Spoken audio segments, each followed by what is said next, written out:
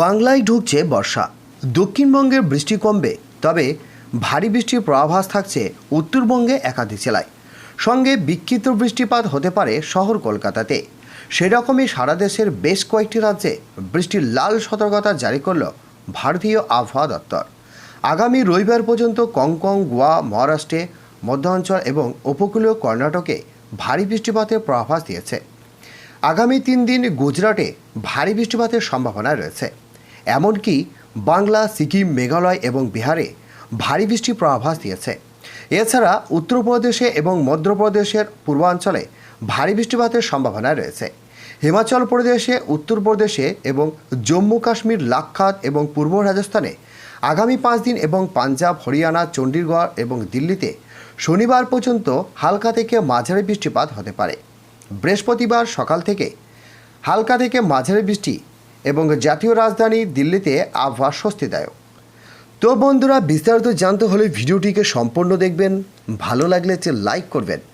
আর এই ধরনের latest standing update ভিডিওগুলি সবার প্রথম পাওয়ার জন্য আমাদের চ্যানেলটিকে সাবস্ক্রাইব করে পাশের বেল আইকনটিকে প্রেস করে অল নোটিফিকেশনটিকে ক্লিক করে আমাদের সঙ্গে থাকবেন। তো চলুন এক নজরে দেখে নেওয়া যাক।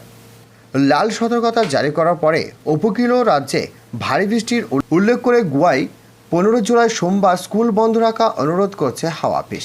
আইএমডি সোমবার কেরালায় মাল্লপুরম, কান্নুর এবং কাসারগোড়াতে লাল সতর্কতা জারি করেছে এবং এরনাকুলম, ত্রিশূর, পালাকাড, কোজিকোড এবং ওয়ারনাডে কমলা সতর্কতা জারি করেছে।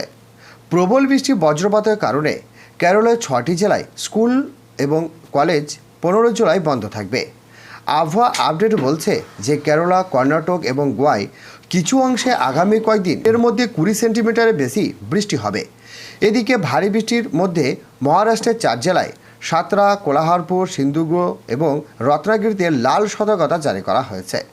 4 জেলায় লাল সতর্কতা জারি করা হলেও মুম্বাই এবং পালগড়ে হলুদ সতর্কতা এবং থানে, রায়গড় এবং পুনাতে কমলা সতর্কতা জারি করা হয়েছে। অবিরাম বর্ষণ এবং বজ্রপাতের মধ্যে মুম্বাই শহরতলি এলাকা থেকে জল জমে গিয়েছে বলে জানিয়েছেন তারা। আগামী দিনে দিল্লি, এনআরসি হালকা এবং মাঝারি ঝড় প্রত্যাশিত, তবে দিল্লিতে কোনো সতর্কতা জারি করা হয়নি।